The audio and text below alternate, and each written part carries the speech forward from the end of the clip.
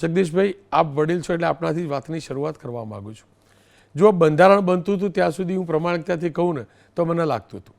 મેં તો ઉત્તર ગુજરાતમાં તમારા સમાજના રગડા ઝઘડા જોયા છે, અમારા સમાજના રગડા ઝઘડા જોયા, પણ પહેલી વાર હું સાચું કહું એ સમાજના સુધારા સુધી હું માની શકતો હતો.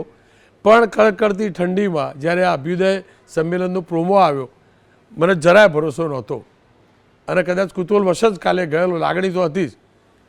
અદ્ભુત દ્રશ્યોના દર્શન થયા. તમને ભરોસો હતો કે શિક્ષણ જે શબ્દથી સતત તમારો સમાજ વર્ષો સુધી દૂર રહ્યો, એ શિક્ષણ માટે એક થાય, આખી રાત જાગે? રોનકભાઈ, સૌ પ્રથમ તો આપ અને આપની ટીમ હાજર રહી તે બદલ સમગ્ર ઉત્તર ગુજરાતના ઠાકોરો વતીથી આપનો આભાર માનું છું.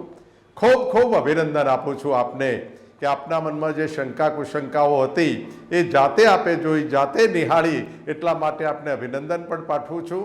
અને સાથે સાથે ઠાકોર સમાજના જે કંઈ કાર્યક્રમો થઈ રહ્યા છે એને અવારનવાર હું તો બોલીશમાં ખૂબ બહોળી પ્રસિદ્ધિ આપીને અમને બળ આપી રહ્યા છો અને અમને ટેકો આપી રહ્યા છો. શરૂઆત મેં આપને કહ્યું તેમ વ્યક્તિગત હું ને અલ્પેશભાઈ એક બે વખત મળ્યા આવીશું.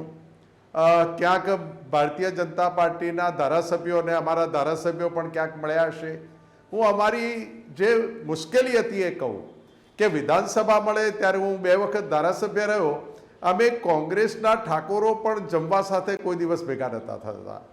પછી બીજેપી અને ઠાકોરોને ભેગા થવાની તો વાત બાજુએ રહી. આ જ્યારે લીલાધરભાઈ વાઘેલા હતા ત્યારથી આપણે વાત કરું છું. ચાલુ વિધાનસભા દરમિયાન તમામ સમાજના લોકો રાત્રે જમવા ભેગા થાય, સામાજિક ચર્ચાઓ કરે, સરકારની પાસે માગણીઓ મૂકીને સમાજનું કામ કરતા હતા. આ બધું અમે જોતા હતા. એક સમય એવો પણ આવ્યો કે અમે સામ સામે રહીને વ્યક્તિગત પણ નુકસાન ખૂબ કર્યું અને રાજકીય નુકસાન તો થાય, પણ સાથે સાથે સમાજને એટલું બધું નુકસાન કર્યું કે જીએમડીસી ગ્રાઉન્ડમાં 10 લાખ લોકો અલ્પેશભાઈ ભેગા કરે અને એ એકતા હતી, બધા સાથે હતા. અમારો અલ્પેશ સ્ટેજ ઉપર ભાષણ કરે અને ગઈકાલે આપે જે સ્ટેજ ઉપર જોયા હતા મારા સહિત સામેની ખુરશીમાં બેસી અને અલ્પેશભાઈની વ્યસન મુક્તિની વાત કરે. એ પછી જે જુદાઈ આવી, એ પછી જે જુદા પડ્યા, રાજકીય કાવા દાવાઓથી અમે જુદા પડ્યા અને જે પાર્ટી પોલિટિક્સ કર્યું અને એના હિસાબે વ્યક્તિગત સામાજિક અને ઠાકોર સમાજને પણ ખૂબ નુકસાન થયું. પછી મનોમંથન થયું. એકલા મળ્યા, 2-4 મિત્રો મળ્યા, 5-7 લોકો મળ્યા, 10-15 લોકો મળ્યા અને પછી બંધારણની વાત આવી કે ખર્ચા ખૂબ થઈ રહ્યા છે, સોનું ચાંદી મોંઘું થઈ રહ્યું છે, પ્રસંગો કરવા સામાન્ય માણસને ખૂબ દોહલું લાગતું હતું. એ મુદ્દા ઉપર અમે એક ટેસ્ટ કર્યો કે બનાસકાંઠા, થરાદ અને પાટણના આગેવાનો ભેગા થઈ અને ખર્ચા કેમ કાપી શકાય. અમારા તો 3-4 જ મુદ્દા હતા, પણ જ્યારે 200 આગેવાનીની 3 જિલ્લાની મિટિંગ થઈ અને એમાંથી જે સૂચનો આવ્યા અમને પોતાને એ દિવસે નવાઈ લાગી હતી. અને પછી તાલુકે 200-300 માણસોએ સૂચનો લીધા, એમનો સહકાર લીધો, એમની સંમતિ લીધી અને પછી નક્કી કર્યું કે હવે મોડું નથી કરવું, હવે આપણે બંધારણને લોન્ચ કરો. અને દિયોદરમાં બંધારણ લોન્ચ કર્યું ત્યારે બધાની લાગણી એવી હતી કે શાહજીભાઈ, ગેનીબેન, અલ્પેશભાઈથી માંડીને બધાની લાગણી એવી હતી કે 15-20 હજાર માણસ આવશે. પણ અને એની જ અમે કોઈ નાની મોટી વ્યવસ્થા કરી હતી. લાખો લોકો આવ્યા. રોનકભાઈ, 5 વાગ્યા સુધી 15-20 હજારની વ્યવસ્થાને પાણી કર્યું હોય અને લાખો લોકો આવે ત્યારે પીવાનું પાણી પણ અમે આપી શક્યા નહીં. અને છતાં પણ 4.5 કલાક સમાજ બેઠો, ગેનીબેન વાંચન કરે અને જે રિસ્પોન્સ આવતો હતો ત્યારે રાજીપો થતો હતો, અમને રાજીપો થતો હતો કે આ સમાજે અમને આપ્યું છે ને એનું વળતર અમે આપી રહ્યા છીએ. અને એ વખતે 26મી જાન્યુઆરીની વાત તો અલ્પેશભાઈ 6 મહિનાથી કરતા હતા. અને એ દિવસે પણ એમણે વાત કરી અને ગાડીમાં બેસતા બેસતા કહ્યું કે ભાઈ 26મીનો તમારો જે પ્રસંગ છે એ ઠાકોર સેનાનો નથી.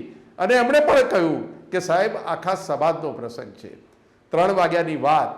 હું અભિનંદન આપીશ રોનકભાઈ કે અલ્પેશભાઈએ ખૂબ મહેનત કરી છે, ગામડાની ધૂળ ફાંકી છે, એની તબિયતની ચિંતા કર્યા વગર એની પાસે એક મજબૂત સંગઠન છે.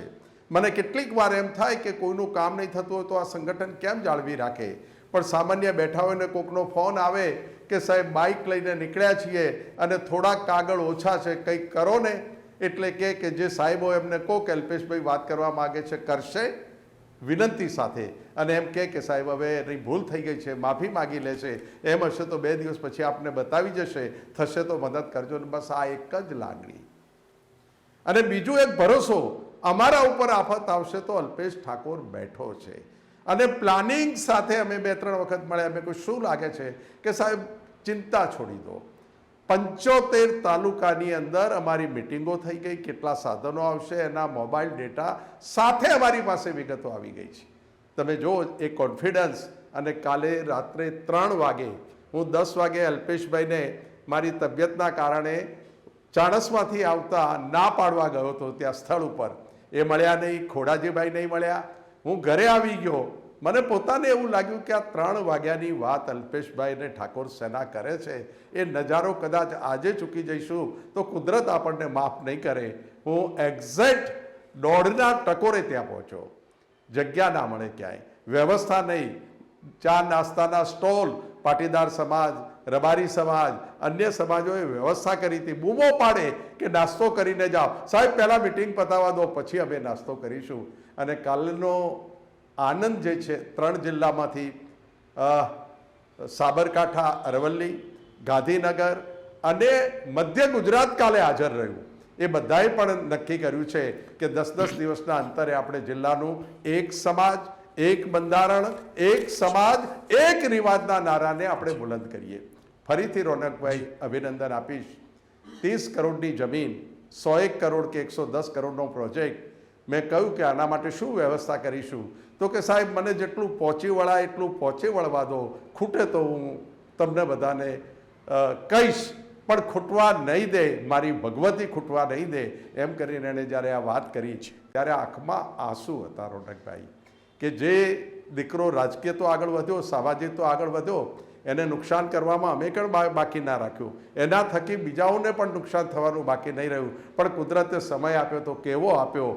નેતાઓ ભેગા થાય અને સામે બેઠેલી પ્રજા દિવાળી મનાવતી હોય એનો હરખનો આનંદ જ આપણને કહી આપે. એ દ્રશ્ય આપે જ આપની ભાષામાં કહ્યું અનોખું, અસ્મરણીય હતું. અને ઇતિહાસો લખાશે ઠાકોરોના. ત્યારે આ અડધી રાત્રે આઝાદી અને અડધી રાતે જાગો ઠાકોર જાગોનો નારો અલ્પેશભાઈ અને સમાજે કર્યો છે, તે બદલ ખૂબ ખૂબ અભિનંદન. તમારા નામમાં જગદીશ છે અને સ્વાભાવિક રીતે જ એ નામ અને અનુભવ પણ છે, ત્યારે ક્યાંય રાજકીય વિઘ્ન તો નહીં આવે ને.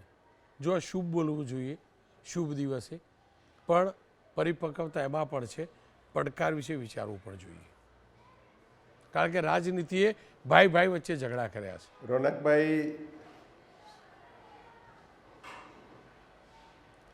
રોનકભાઈ આપની ચિંતા ખૂબ વ્યાજબી છે.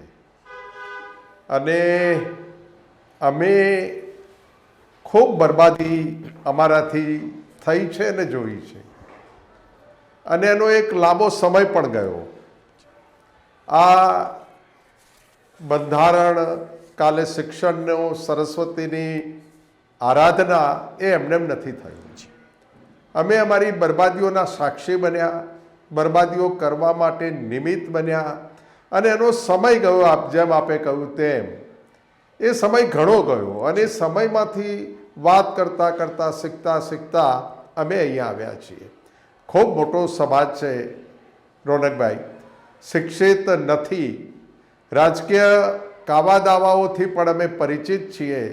હું આપને એક દાખલો આપીશ કે ભાવસિંહભાઈ, જગદીશ ઠાકોર, બળદેવજી, ખોડાજી, અલ્પેશભાઈ, રોહિત ઠાકોર, આ બધાની એક ઉત્તર ગુજરાતમાં ટીમ બની અને 1884 સમૂહ લગ્ન અમે એક સાથે કર્યા. ઊંઝામાં ઉમિયાધામથી બધા ટ્રસ્ટીઓ આવ્યા માનો પ્રસાદ લઈને, અને જ્યારે એમણે જે વાતાવરણ જોયું ત્યારે એમ કહ્યું કે જગદીશભાઈ, ભવિષ્યમાં આવું નહીં થઈ શકે. અમારા ભાવસિંહ કાકાને અમે પૂછ્યું કે કાકા કેમનું છે, તો કે બેટા ચિંતા નહીં કર, માં ખોડલ બેઠી છે. એ ભાવસિંહ કાકા, એ જગદીશ ઠાકોર, એ બળદેવજી, એ રોહિત ઠાકોર, એક સમય એવો પણ આવ્યા કે આખું ઉત્તર ગુજરાત એમનાથી ચાલતું હતું. એક સમય એવો પણ આવ્યો કે ભાવસિંહ કાકાને જગદીશ ઠાકોર સામે ચૂંટણીઓ લડ્યા. મને કહેતા સહેજ પણ સંકોચ નથી. શક્તિઓને તોડવાનું કામ પણ રાજકારણ કરે છે અને અમે તૂટ્યા છીએ. પછી અલ્પેશભાઈ વખતે તૂટ્યા, પહેલા ભાવસિંહભાઈ કાકા વખતે તૂટ્યા. હવે અમે તૂટવા માટે ભેગા નથી થતા. અલ્પેશભાઈએ જેમ કહ્યું ને કે સમાજનું કામ કરતા કરતા રાજનીતિ છોડવી પડે તો છોડીશું. બિલકુલ. આ જેટલા બેઠા હતા અમે, એની હવે કોઈ રાજકીય એવી લાંબી મહત્વાકાંક્ષા નથી. પણ નહીં, સરકારમાં બેસીને ફક્ત ઠાકોર સમાજ નહીં, જે સમાજોનો વિકાસ નથી થયો, જે સમાજો પાછળ રહી ગયા છે, એને સરકારની જરૂર છે. એવી સરકારોમાં જે કંઈ સરકારો આજે ભારતીય જનતા પાર્ટીની છે, તો એમાં નાની મોટી રજૂઆતો કરીને એની પાસેથી શું મેળવી શકીએ. આવતા દિવસના અમારા એજન્ડા પણ સમાજના બહુ ક્લિયર હશે. મેં આપને ભાવસિંહ કાકાનો દાખલો આપ્યો, અલ્પેશભાઈને અમારો દાખલો આપ્યો, અને મને સંપૂર્ણતઃ વિશ્વાસ છે કે અત્યારે 80% અમારા આગેવાનો કોઈ રાજકીય મહત્વાકાંક્ષાવાળા નથી. હું એક જૈનના પાંજરાપોળના પ્રસંગમાં ગયો હતો.